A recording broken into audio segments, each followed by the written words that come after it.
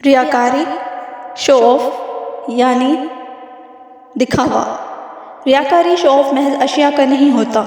بلکہ یہ اعمال کا بھی ہوتا ہے، اور ان تمام چھوٹے بڑے کاموں کا جو ہم اپنی روزمرہ زندگی میں کرتے ہیں۔ قرآن اور حدیث میں ایسے کام کرنا جو خالص اللہ کی رضا کے لیے نہ ہوں بلکہ ان میں دکھاوا اور لوگوں کی طرف توجہ کو اپنی طرف مائل کرنا ہو، ایسے کاموں کو شرک کے برابر کہا گیا ہے، اور ان کے بارے میں بہت سخت وعیدیں بھی سنائی گئی ہیں۔ منافق خدا کو دھوکہ دیتے ہیں، وہ انہی کو دھوکے میں ڈالنے والا ہے، اور جب یہ نماز کے لیے کھڑے ہوتے ہیں تو سست اور کاہل ہو کر صرف لوگوں کو دکھانے کے لیے نماز ادا کرتے ہیں، اللہ کو یاد نہیں کرتے۔ بہت کم ہوں گے جو دل سے یاد کرتے ہوں گے۔ صرف دنیاوی امور میں ہی نہیں بلکہ عبادات میں بھی دکھاوا کرتے ہیں، اور یہ منافق اس لیے کہلائے جا رہے ہیں کیونکہ ان کا عمل خالص اللہ کے لیے نہیں ہوتا بلکہ ان کو عبادات میں بھی دنیا والوں کو متوجہ کرنا ہوتا ہے، اور ان کا یہ عمل بھی محض دنیا کے لیے ہوتا ہے جس کا تعلق براہ راست آخرت سے ہے۔ حضرت عمر بن خطاب سے روایت ہے کہ وہ ایک دن مسجد نبوی میں تشریف لے گئے تو دیکھا حضرت معاذ رسول اللہ صلی اللہ علیہ وسلم کی قبر مبارک کے پاس بیٹھے رو رہے ہیں۔ حضرت عمر رضی اللہ تعالیٰ نے پوچھا،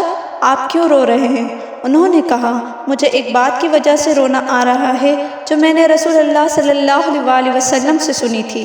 آپ صلی اللہ علیہ وسلم نے فرمایا تھا، تھوڑا سا دکھاوا بھی شرک ہے، اور جس شخص نے اللہ کے کسی دوست سے دشمنی کی تو اس نے اللہ کو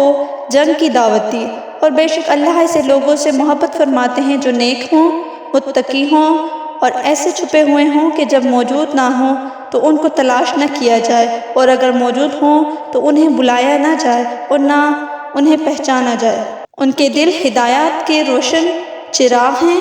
وہ فتنوں کی کالی آندھیوں سے نکل جاتے ہیں۔ ابن ماجہ پہچانا جائے اور بلایا نہ جائے سے مراد شہرت، اور وہ شہرت جو غیر اختیاری طور پر بھی نہ ہو، وہ خطرے سے خالی نہیں۔ حضرت مالک سے روایت ہے کہ رسول اللہ صلی اللہ علیہ وسلم نے ارشاد فرمایا، وہ دو بھوکے بھیڑیے جنہیں بکریوں کے ریوڑ میں چھوڑ دیا جائے، بکریوں کو اتنا نقصان نہیں پہنچاتے ہیں جتنا مال کی حرص اور بڑا بننے کی چاہت آدمی کے دین کو نقصان پہنچاتی ہے۔ ترمذی شریف میں فرمایا، یعنی بھوکے بھیڑیے بکریوں کو کس قدر نقصان پہنچاتے ہیں، لیکن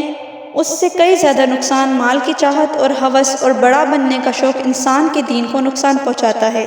دکھاوا، ریاکاری، شو آف اس قدر خطرناک شرک ہے کہ اگر آپ ایک چیز حلال طریقے سے بھی حاصل کر رہے ہیں یا کر چکے ہیں تو بھی اگر اس میں ذرا سا بھی دکھاوا کا پہلو ہو تو وہ حرام سے زیادہ بدتر ہے۔ حضرت ابو ہریرہ رضی اللہ تعالیٰ فرماتے ہیں کہ رسول اللہ صلی اللہ علیہ وسلم نے ارشاد فرمایا، جو شخص دوسروں پر فخر کرنے کے لیے، مالدار بننے کے لیے دنیا طلب کرے اگرچہ حلال طریقے سے ہو، وہ اللہ کے سامنے اس حالت میں حاضر ہوگا کہ اللہ اس سے سخت ناراض ہوں گے، اور جو شخص دنیا حلال طریقے سے اس لیے حاصل کرے تاکہ اس کو دوسروں سے سوال نہ کرنا پڑے اور اپنے گھر والوں کے لیے روزی حاصل کر سکے اور اپنے پڑوسیوں کے ساتھ احسان کر سکے، تو وہ قیامت کے دن اللہ سے اس حال میں ملے گا کہ اس کا چہرہ 14ویں رات کے چاند کی طرح چمکتا ہوا ہوگا۔ حضرت ابو ہریرہ فرماتے ہیں کہ میں نے رسول اللہ صلی اللہ علیہ وسلم کو یہ فرماتے ہوئے سنا، قیامت کے دن سب سے پہلے جن کے خلاف فیصلہ کیا جائے گا ان میں ایک وہ شخص بھی ہوگا جو شہید کیا گیا ہوگا۔ یہ شخص اللہ کے سامنے لایا جائے گا، اللہ اپنی اس نعمت کا اظہار فرمائیں گے جو اس پر کی گئی تھی، وہ اس کا اقرار کرے گا، پھر اللہ فرمائے گا تو اس نعمت سے کیا کام لیا؟ وہ عرض کرے گا، میں نے آپ کی رضا کے لیے قتال کیا یہاں تک کہ شہید کر دیا گیا۔ اللہ فرمائے گا، تو جھوٹ بولتا ہے نا، تو نے جہاد اس لیے کیا تھا کہ لوگ تجھے بہادر کہیں، لہٰذا کہا جا چکا۔ پھر اس کو حکم سنا دیا جائے گا اور منہ کے بل گھسیٹ کر جہنم میں پھینک دیا جائے گا۔ دوسرا وہ شخص ہوگا جس نے علم دین سیکھا اور دوسروں کو سکھایا اور قرآن شریف پڑھا، اس کو اللہ کے سامنے لایا جائے گا، اللہ اس پر اپنی دی ہوئی نعمتوں کا اظہار فرمائیں گے اور وہ ان کا اقرار کرے گا، پھر اللہ فرمائے گا کہ تو نے ان نعمتوں سے کیا کام لیا؟ وہ عرض کرے گا، میں نے تیری رضا کے لیے علم سیکھا اور دوسروں کو سکھایا اور تیری ہی رضا کے لیے قرآن شریف پڑھا۔ اللہ فرمائے گا، تو جھوٹ بولتا ہے نا، تو نے علم اس لیے سیکھا تاکہ لوگ تجھے عالم کہیں اور قرآن اس لیے پڑھا کہ لوگ تجھے قاری کہیں، چنانچہ کہا جا چکا۔ پھر اس کو حکم سنا دیا جائے گا اور منہ کے بل گھسیٹ کر جہنم میں پھینک دیا جائے گا۔ تیسرا شخص وہ مالدار ہوگا جس کو اللہ نے دنیا میں بھرپور دولت دی ہوگی اور ہر قسم کا مال عطا فرمایا ہوگا۔ اللہ اس کو اپنی نعمتوں کو بتائیں گے اور وہ ان کا اقرار کرے گا۔ پھر اللہ فرمائے گا تو نے ان نعمتوں سے کیا کام لیا؟ وہ عرض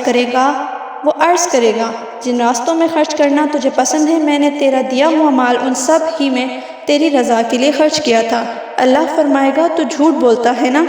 تو نے مال اس لیے خرچ کیا تھا کہ لوگ تجھے سخی کہیں، چنانچہ کہا جا چکا۔ پھر اس کو حکم سنا دیا جائے گا اور وہ منہ کے بل گھسیٹ کر جہنم میں پھینک دیا جائے گا۔ مسلم۔ اس حدیث کو پڑھ کر بعض اوقات اتنا خوف آتا ہے کہ ہم جو بھی کام کر رہے ہیں، خاص طور پر ایک شہید، ایک مالدار اور ایک دین سکھانے والے، کہ اگر اس کی نیت میں ذرا سا بھی دکھاوا آ گیا یا دنیا سے طلب کی امید جاگ گئی تو اس کا سارا عمل ضائع ہو جائے گا۔ اور اس کا ہرگز یہ مطلب نہیں کہ ہم ججمنٹل ہو جائیں اور ہر کسی کو اس نگاہ سے دیکھنے لگ جائیں۔ یقیناً قبول کرنا